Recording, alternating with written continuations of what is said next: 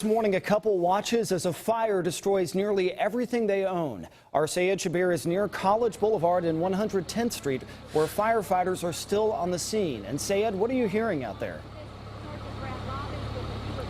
Well, Patrick, they are still actively putting this fire out. They have 2 ladder trucks up and about a dozen other firefighters here on the ground trying to get this fire under, well, it's under control, but they're trying to put out the last few hot spots. But they first responded here around 2:15 this morning. A couple of police officers from the Leawood Police Department got here, and actually they told me they could see the glow of the fire and the smoke from 8 blocks away. And as soon as the fire department got here, they knew that they needed extra manpower, so they called in a second alarm.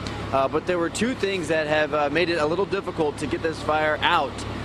One is there are 2 cars in the garage, and they are leaking fuel. And so when that gas spills out, that's igniting the flames again, and firefighters have been having to hose it down even from just inches away, and it's been difficult to get that part of the house out. Now also there is a 80-foot beam across the roof of the house that continues to smolder, and firefighters have had a difficult time getting to it because part of the roof has collapsed. But you mentioned the 2 homeowners, Patrick.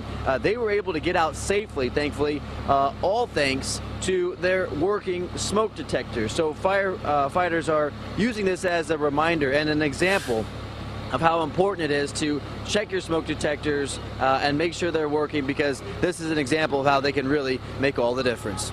Reporting live, KSHB 41 Action News.